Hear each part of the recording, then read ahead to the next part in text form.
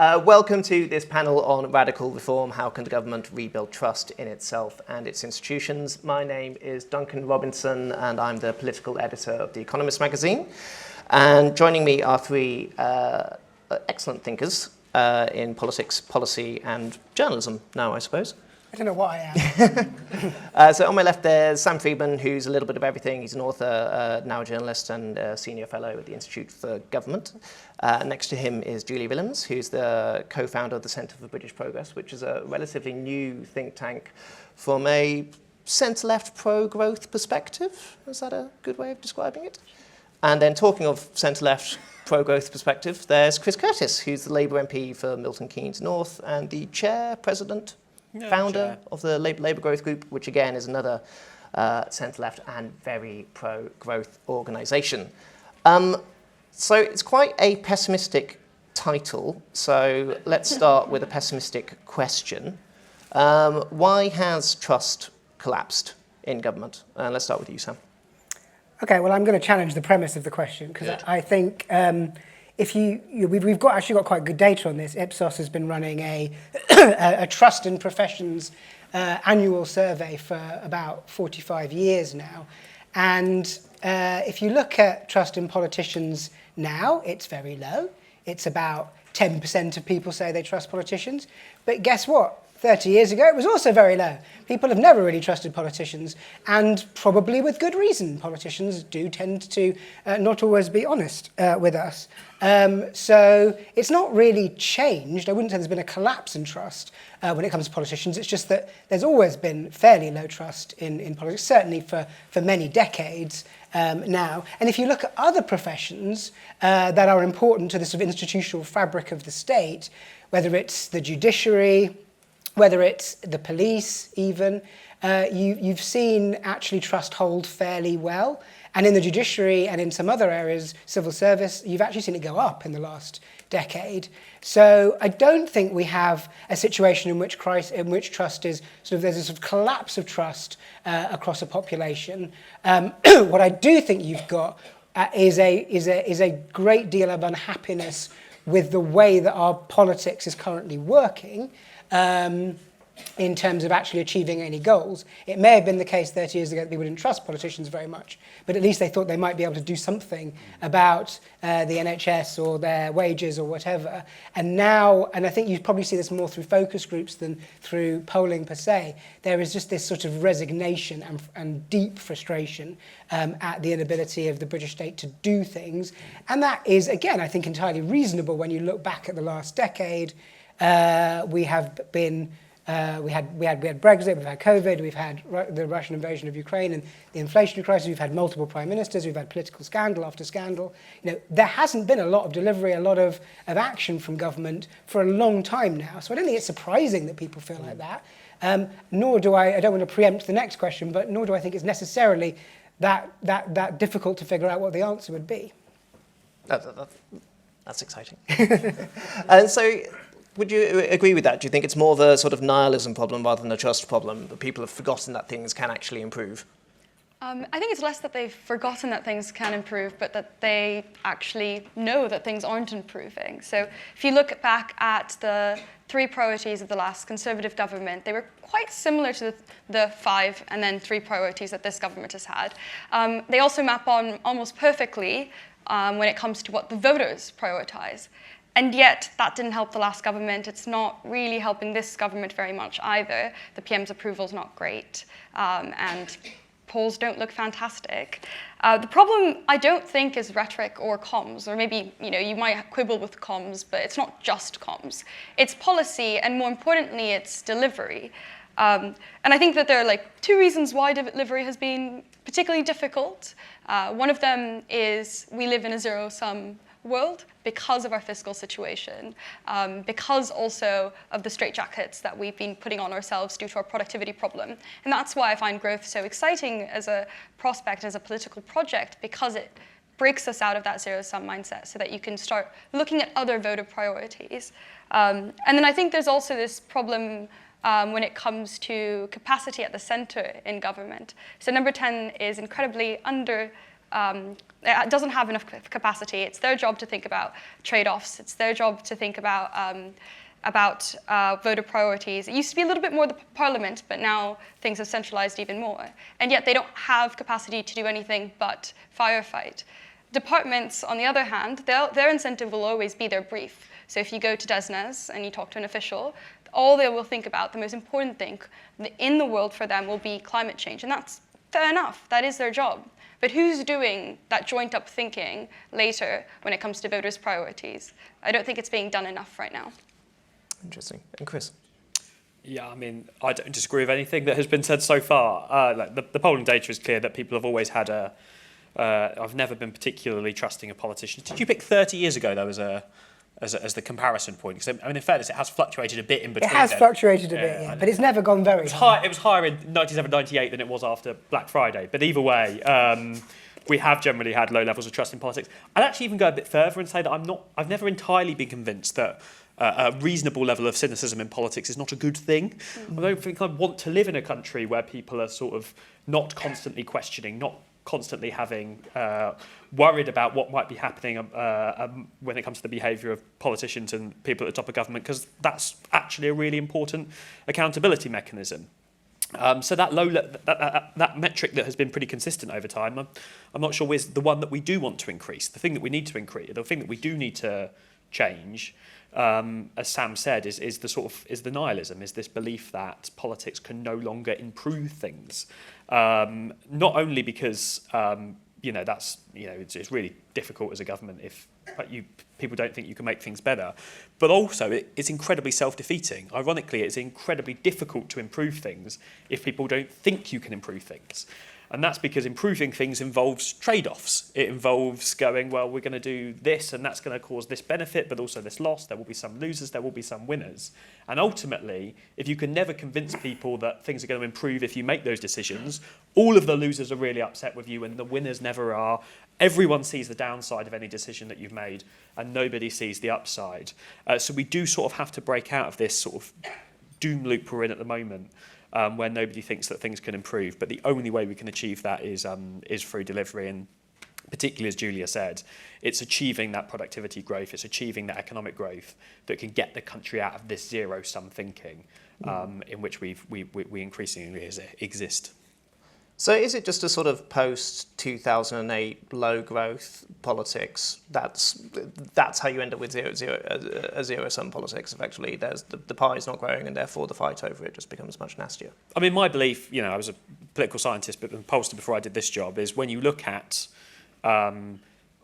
most of the research that's been done in this area sort of in the last 50 years, the most important metric that drives sort of everything, government's re-election chances, overall faith in things to get better, those sort of metrics, almost all of them are driven by are people's personal financial situations improving or not improving. So if you have nearly 2 decades of people's financial situations not improving, it is incredibly unsurprising that you have not just this kind of reasonably nihilistic attitude, not just that you have more zero-sum thinking in politics, but also you have governments which struggle to get good approval ratings.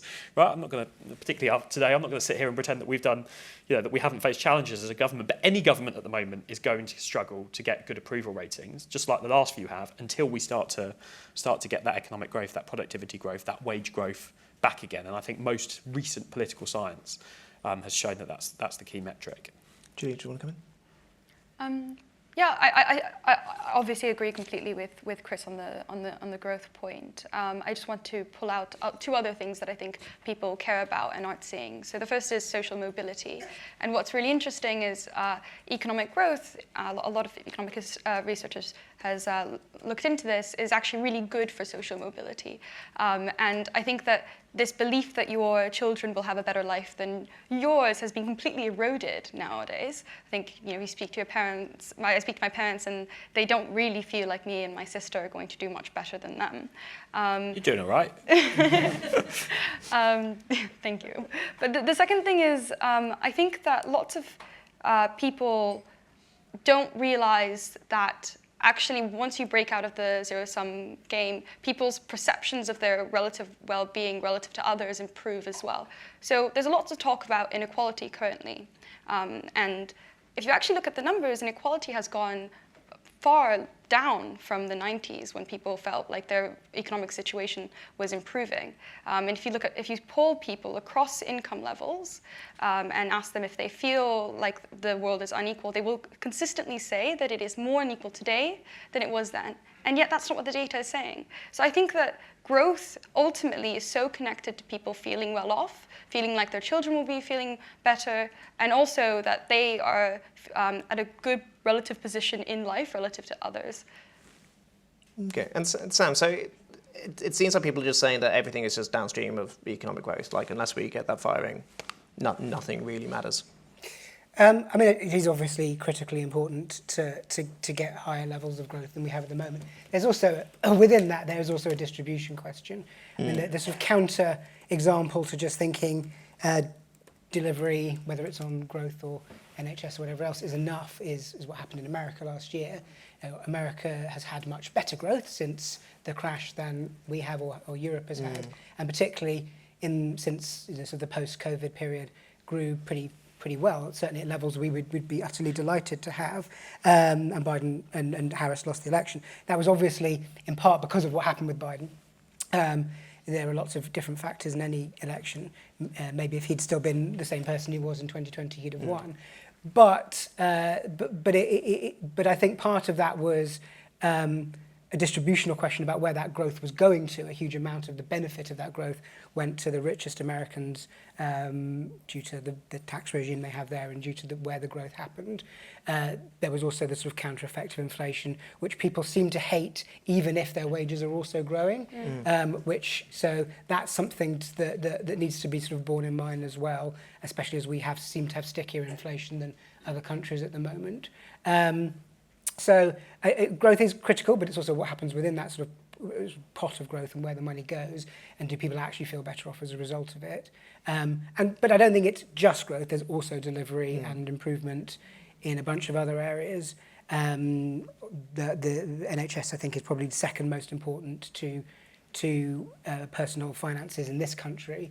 I think the immigration is an interesting one because obviously it's now coming very high salience in polls. It's sort of coming top of the issues that people think are most important to Britain. I think if you then ask people what is most important to them personally, it's much lower down. So there's a really interesting distinction there. But I also think it is becoming, whether we like it or not, a test of the British state, whether you can actually control your borders. And that's uncomfortable for Liberals, but it shouldn't be. That is actually a reasonable test of a government. I think that is a less important, a lower order question than the other two, but it's not something the government can ignore. Okay, so we've been sort of very sort of macro and big picture at the moment. So let's just sort of reduce it down to sort of micro level. Are there any sort of easy wins that the government could do without sort of breaking through its fiscal rules or without just fundamentally reforming the NHS from top to bottom? Are there any sort of, £20 notes on the pavement? Julie? Yeah. So we love free lunches. We think that there are lots of opportunities for growth where you're actually having little electoral cost. Most of these exist, we think, in planning reform and in investments into infrastructure. We could, by doing things like allowing extensions in the traditional style of buildings or leading to more estate development, have more investment into the country that we think would impact long-term growth, that the market would then credit as easing inflationary pressures down the line. So you could get you could get better borrowing, a better borrowing rate now by getting investments in growth that would impact the economy in 5-10 years. Okay, and Chris, are you going to say planning reform as well? I think more generally, I sort of assumed to a certain extent that you'd come into politics and think that changing and improving the country was a lot harder than you expected, and there's a certain extent to which that's true. But then, actually, I think there's a lot of you come into politics and you realise that there are some things that are so completely and utterly mental that actually it's slightly easier to dramatically improve things than you'd expected, and that how difficult we make it in this country to build things is unbelievable. there was an example the other day of a road that we know is dangerous, that the funding has been sitting there for the Treasury. People have been dying year on year on year on this dangerous piece of road, and we can't move it a few metres because there might be a couple of snails in the way. There might be a couple of snails in the way. That means we can't build this road over a sort of 2 by 1 metre stretch so that it stops being dangerous where people are regularly dying. You've got your bat tunnels, you've got your fish discos, you've got the fact that we haven't built a reservoir in decades, the fact that we haven't built nuclear power stations, the fact that here in central London, or here in London, we've had, a 70% drop in new starts on house building, roughly, you probably know the stats better than me, over the last year, because we have set up a regulator which nobody can deal with and doesn't sign anything off. Which is really, really difficult situation to be in. So there are many ways that we can improve the planning system in order to make it dramatically easier to build things. And ultimately, building things is a real way of achieving that economic growth, because you can have people living closer to where they work. You can have transport, which we know is a key driver. You can have nicer homes and better places for people to live. You can have more energy abundance, something this country has been really struggling with, to bring down energy bills for consumers and for businesses. And one of the reasons we've fallen so far behind our competitors is just because we have one of the craziest planning systems compared to most of those comparator countries. So it's the sort of catch-up growth, Britain's a developing country argument, effectively. I wouldn't use those words, but... So, Sam, you were involved in the school reforms under the coalition government, which look back relatively favourably as a sort of bright spot of that era, but it was also an era when, there was a lot of fiscal constraints. So what are the lessons from doing that could be applied to policy questions for the Labour government today? So there were fiscal constraints, but there were fewer fiscal constraints than now. There was more money around then, which did make it easier to do, but it wasn't primarily a sort of a spend policy that we did. A lot of the lessons from that, I'm not sure how easily replicable they are. You had a set of ministers who just had a lot of time to think about the issue.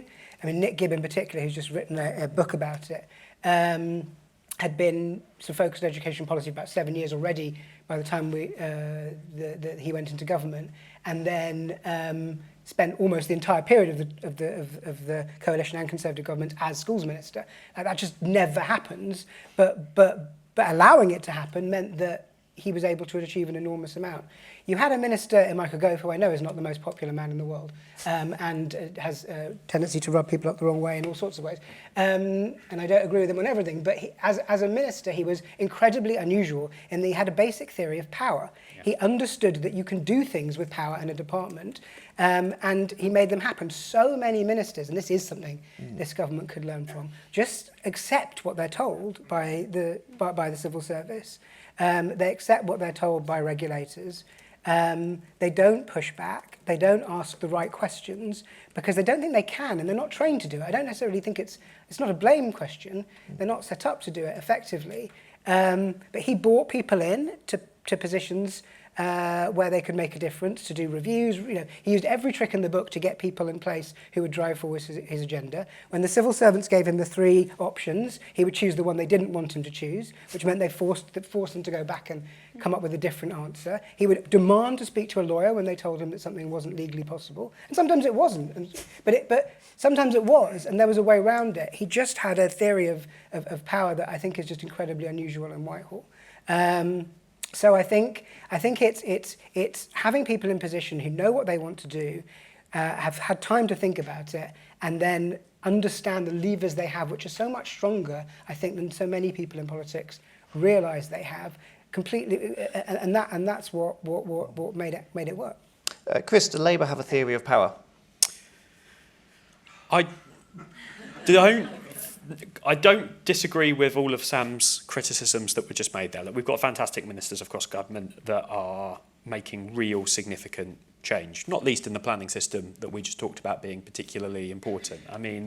We had the former local government minister in front of the select committee that I sit on a few weeks ago, and we were pushing him on council tax reform, going, why aren't you reforming council tax? This is clearly a crazy system, incredibly regressive. Buckingham Palace is taxed the same as a 2-bedroom house in the north of, poorer parts of the north of England. And he said, look, I mean, in fairness, we're doing devolution. We are pushing forward a really bold devolution mission across all of England, and at the same time we're trying to do local government reform. Two things that sort of wonkier people in this room, I'm sure, have been pushing on for many years. We get council tax is important, but we can't do everything at once. And he's sort of right. Like, I do think it's important sometimes for us to step back a little bit and go, there are many really significant, bold things that people in this room have been pushing on for many years that this government is pushing on. Now, given the challenges this government's facing, is it quick enough? No, absolutely not. Are those challenges still in place? They are. And should we be moving quicker? Of course we should. But it is important to remember that. But yes, I think many of us would acknowledge, or many of us would like ministers to be pushing further and do accept the challenges. I've spoken to Michael about this very specifically and tried to sort of get out of him his experience of what worked and not worked. As someone who I agree, I think was really quite good at this. And I do think we need to think about, well, when ministers are going into government, how can we ensure they have far more of that mindset? Because it clearly does produce challenges. Was that diplomatic enough? Can I just defend ministers? Because I think being a minister is an incredibly tough job. You're moved around every once in a while, and you have to learn a completely new brief. You don't necessarily have legislative expertise and regulatory expertise and macroeconomic expertise and political expertise and comms expertise. You can't expect one person to be doing all of this. And I think that historically, governments have relied too much on the civil service. Now, I'm not going to say that civil service doesn't do their job well. I think that we need a civil service. You can't have a government completely made up of political appointees.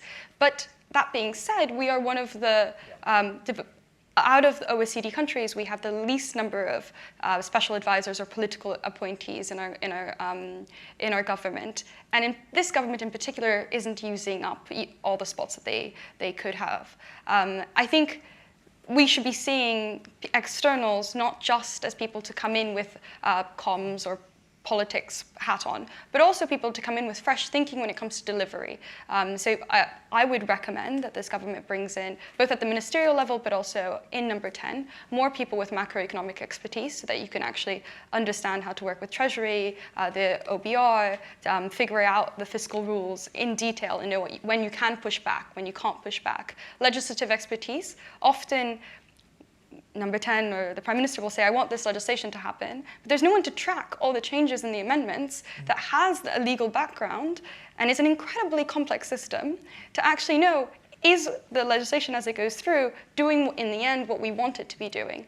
And then finally, regulatory expertise. I think it's completely reasonable for the centre and to have some oversight, or at least understand what's going on when the regulators are doing things. I'm not saying that you have to completely centralize power, but having oversight and empowering ministers to understand their briefs through expertise, I think, is the only way you're going to get things to happen.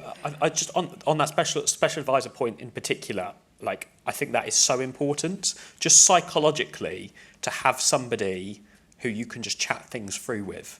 I think every single minister should have somebody that they can political appointee that they can take into the department, that it's their person, so that they can have these conversations and start to take some more of those approaches that you were implying, Michael. It's such a big issue, the sort of issue of policy expertise, because you often get situations, not always, but you often get situations where ministers are new and don't know the brief. They have SPADs who don't particularly know the brief but are loyal to the minister.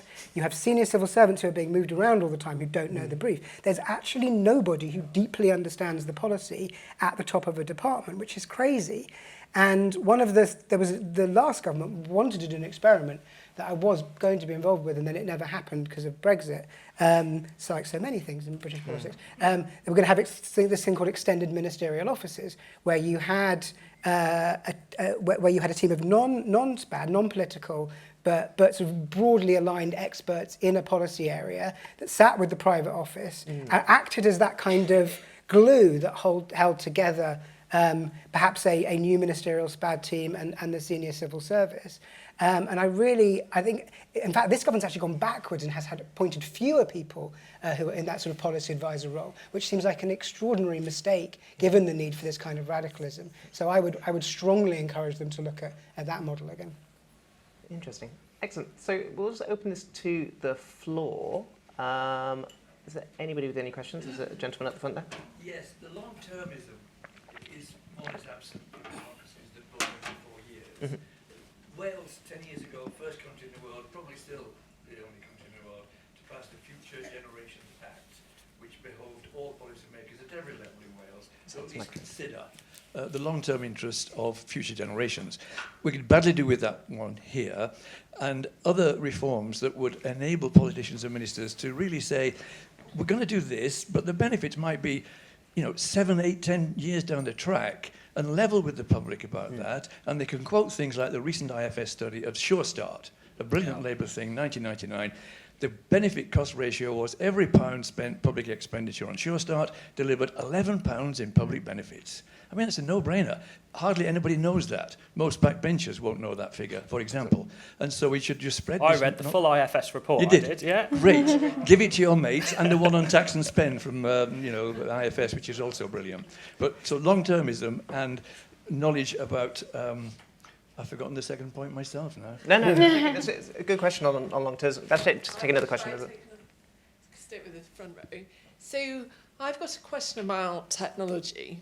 So you made a case at the beginning about the relationship between growth and trust in politicians, and yet I was surprised when you cited like some of the £20 note solutions. We went to planning reform and didn't touch on what the disruption AI will take to job markets, productivity, growth in this country. And I'm just interested in how you think about the relationship between government, trust, and a new technological wave.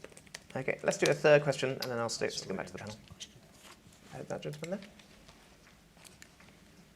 Thanks. This is Andy Martin from Firetail Consulting. This is a broad question inspired by a recent Badshot column, which said that getting influence in a G7 economy is cheap, and then made a number of reasonably disparaging and entertaining remarks about think tanks. What is the role of non-state, civil society, charity, other organisations in helping to build trust and legitimacy and popular support for radical reform in what seems like often a government versus the public adversarial relationship? Excellent. Who wants to go first? Let's start with you, Sam. You just moved your lips. I'll go on the last question first. It was a very, very good piece about think tanks, and sort of made the point that actually, with relatively little money, a small number of people have brought enormous influence by properly funding think tanks in the form of Resolution Foundation in particular, but I could give other examples. Education Policy Institute, probably the best education think tank. IFS, they've all had very consistent streams of funding, haven't had to chase after money, which is very rare in the British think tank world, and has allowed them to do a consistent body of work that's then had a big influence on policy. Resolution Foundation is now basically running the Treasury, as far as I can tell. So yes, there's a huge amount of scope. It's odd that we don't have more people who've realised that they can do that, actually, because there is so much scope for influencing this world with relatively little cash, that a bit of philanthropy could go a long way, and I would encourage more of it, because the lack of it in certain policy areas is one reason why I think this new government has found it quite difficult to prepare for government, because there actually was, in a lot of spaces, not so much on the economic side, but in other areas, just very little out there in the think tank world, just because it's so impoverished at the moment. So I think that's a really good point. I'll just do the one on I had a point I wanted to make on long-termism. I can't remember what it was. Okay. I'll come back to it. So, Julia, just on the AI question, that wasn't mentioned as one of the sort of £20 notes on the pavement. Why not? Yeah, well, I think AI will change everything, and I think it's also one of those policy areas where there isn't a lot of work out there on it. I do think it's one of those areas where you can get, I don't like calling it cheap influence because I don't like to call myself cheap. Very well paid influence. Well, there's a reason why I'm not going up in the social mobility. But I do think that it's just that there is a lack of research out there and lack of technical research. And part of this is because technical people in this market are quite expensive. AI researchers get paid quite a bit, but also because it's not something that's being funded in the UK very much. So AI is a thing that we work on quite a bit, but we would like to do more work on. I am generally quite mostly optimistic about AI's ability to improve productivity. What I do worry about is that in this country, tech diffusion is incredibly slow and has always been quite slow. There are various reasons for this. There are macroeconomic reasons, but there are also regulatory reasons. Fintech's actually one of the areas where we've been incredibly fast at adopting, and that's led us to have large companies that have been able to compete internationally, and that was partially because of the really good work on regulatory sandboxes that was done. And obviously our strength in the financial sector has also helped there. So I think when I think about AI, I do think a lot about the risks, but the thing I worry most about is the opportunity cost of not investing in it.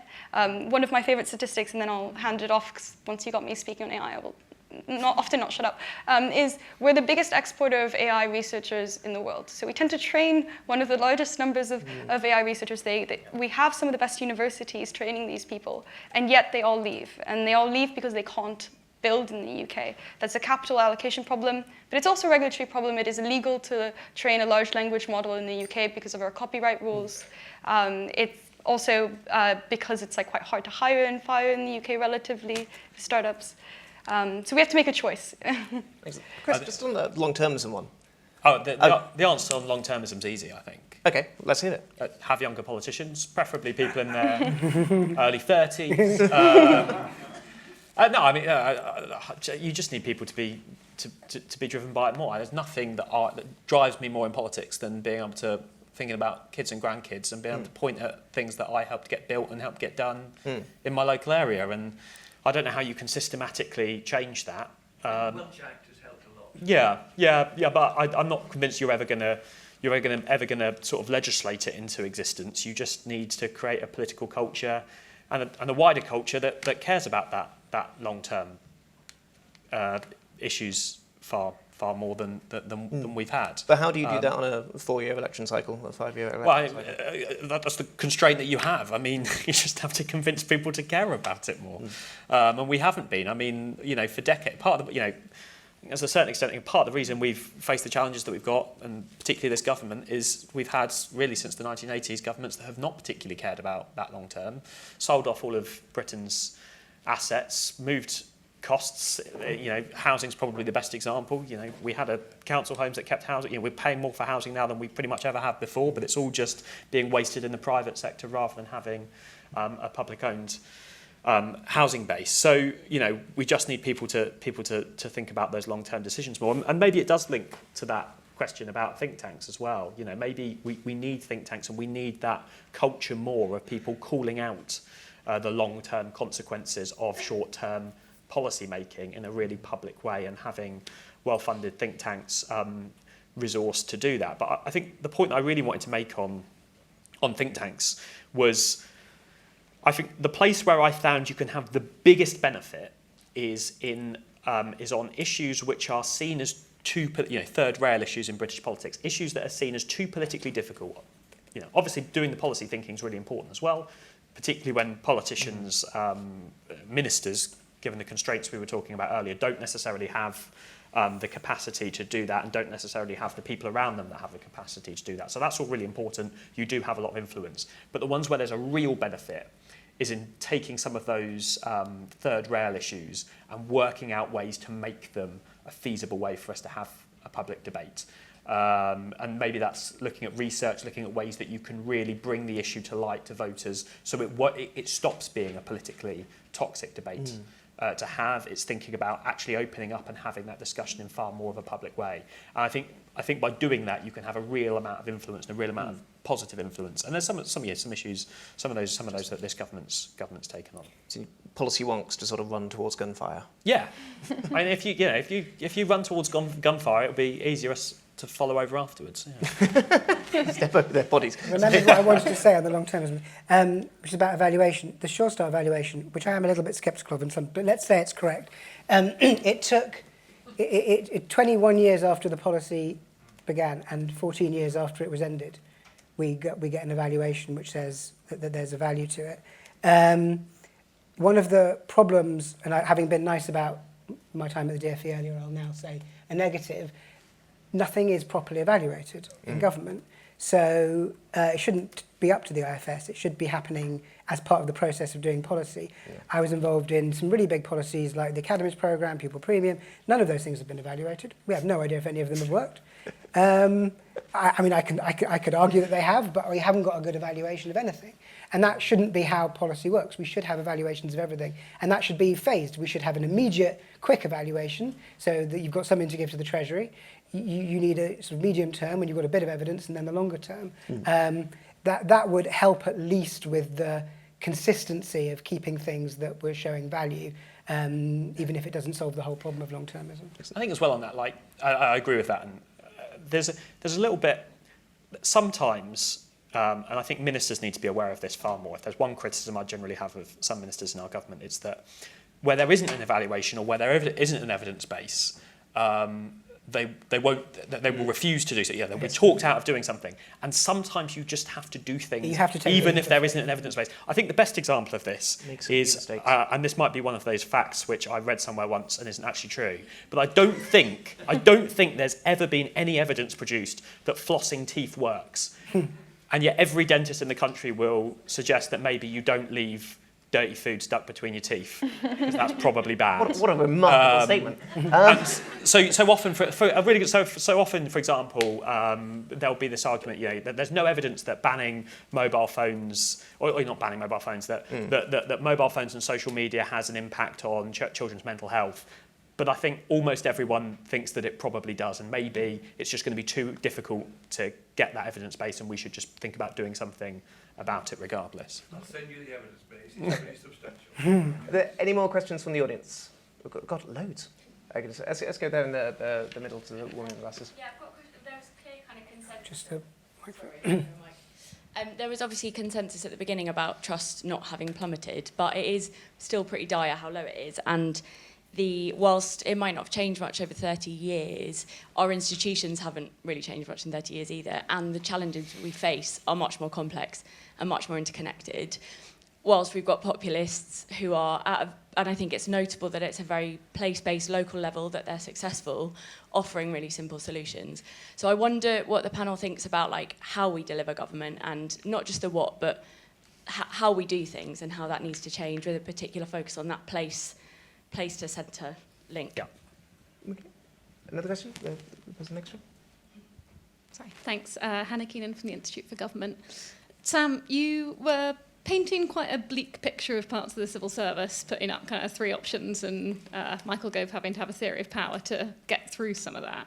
And Chris, your story about the snails and no building of the road sort of reminded me of Starmer's talk earlier in the year about this cottage industry of checkers and blockers. I'm interested in the panel's thoughts about what role ministerial trust in the civil service has in terms of rebuilding trust in government and its institutions, and what you would do to improve that. Interesting. Excellent. Well, we're running out of time, so let's just do those two. Ministerial trust. Yeah, I think you've seen this with this government, that they came in relatively positive about the civil service, having assumed that it was just stupid Tories messing everything up, and then have, in fact, pretty quickly lost trust in many cases with parts of the civil service, and have felt a lot of frustration about the process. And I don't think this is about individuals, and there are plenty of good individuals in the civil service, but it is a unreformed system that has...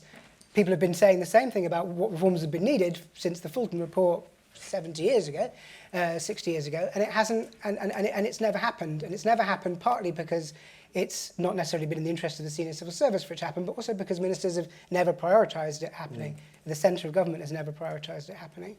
And at some point they are going to have to, because it is not a system that is very effective. But I do feel for senior civil servants, because they are a bit trapped in a world in which they are also, not only they're not trusted by ministers a lot of time, they're not trusted by the structures that are set up around them. Permanent secretaries have almost no delegated authority over budgets. I mean, it's crazy. They can't do anything. So it's incredibly frustrating to be in those senior jobs. And a lot of good people leave those kind of senior jobs because they can't do what they want. So I think it's the best people in civil service also desperately want things to change, as well as ministers feeling frustrated about it. But it has to be prioritised. It's never prioritised because it's never the immediate problem. But I think at some point it's going to. I mean, I don't think reform would do it in the right way. They would come at it sort of bull in a china shop way. But I think that if it's not done properly before that, a populist party will end up doing it in a smashing sort of way rather than a sort of thought through sort of way. And I hope the civil servants, the senior civil servants whose interest you said that it wasn't in, are self-aware enough now to realise that if we don't start going through those changes quickly, it will end up being a populist government that blows it up before long. Julia, do you have any thoughts on reform as a sort of good barbarians at the gate motivator? I think one of the, just to go back and kind of say that I don't think it's about necessarily the individuals that are in the civil service. The incentive structure is really bad. You are incentivized to do things that might not end up producing the best results for the country, but that will produce the best results for yourself and your team, and you're working within a very complex system that will reward that kind of behavior. So lots of people leave, very talented people leave very reasonably, because when they do want to get things to happen, they will not be incentivized to do it, and they might not get a promotion because they did something a bit tough that's better for the country. So I just want to go back to the point that actually reforming the civil service should be one of the top priorities, but I don't think it should be done in a way where you are being antagonistic about the individuals, because if you actually look at how the civil service, the individuals within the civil service feel about the civil service, I think they also know that things are going wrong. I think it was Restate, but maybe it was IFG, I'm not quite sure, did a report where they did a survey of civil servants, and they don't feel like they're being incentivized to do the right things. Their trust in the system's pretty low. So I think we have to be supportive of the individuals when reforming the system. Would it sort of improve trust between ministers and civil servants if strangely it was easier to remove, whether to shove sideways or fire civil servants? It's not that hard to fire civil servants. I mean, Gove did it. You'd be better to speak to that, but. It is hard to fire civil servants. But I also don't think that's the way of doing it, especially at the senior level. I think there needs to be some ministerial involvement in picking their top civil servants, but I don't think it's about firing people. It's about the incentive structures that sit around those people and the training and support that they have to do the job effectively. If you make it too politicised, I think that probably makes things worse, not better. I would point out that a lot of the research of opinions of civil servants would also say that it's too hard to get rid of people who aren't performing as well as they should be within the civil servants. But I broadly agree with the point. It's all about incentive structures. I would add to that it's risk appetite as well. Nobody gets promoted for taking a risky decision that gets paid off. Everybody does get punished for taking a risky decision that doesn't come off. So while this point about sacking civil servants and all of that is part of it, like actually we need better protections for civil servants who look at the pros, look at the cons, take a risky decision and acknowledge that sometimes that won't come off. Because often it is this constant risk aversity, particularly when it comes to regulators and regulation. I'm going to come back to the Building Safety Regulator because I just think the Building Safety Act is such a good example of how we've done everything wrong. And you can see the reasons why. It was after an awful national tragedy. But often it is in those cases that we make the absolute worst decisions, one of which was making a decision where 245 to 1 cost-benefit ratio. And actually, if you take central London now, you've almost certainly got people who are living in overcrowded, more dangerous accommodation, because we are utterly failing to build any properties in central London, because we have created a regulator which is aiming to make these new buildings safer, but is performing so badly. It has almost stopped the building of new houses. So it's just an example of how these things can go particularly wrong. Your first question, which we haven't answered, was also quite interesting. So can I just make one point on that? I can't remember what it was, though. Exceptionally quickly. Okay, I can't remember what the question was. Local place. Oh, yeah, devolution. We should do devolution. I'm a massive devolution convert. I sort of have part of my theory is with the civil services, it's almost like entropy. The system has existed for so long, it's become quite difficult and chaotic to make it all joined up. And one of the solutions to that is devolving down to local areas, creating up new systems where everything can be joined up. And we need to go faster on creating these new devolved authorities and putting those powers downwards. Excellent. Well, that was a happy note to end on. Thank you so much for coming. Let's give our panellists a round of applause.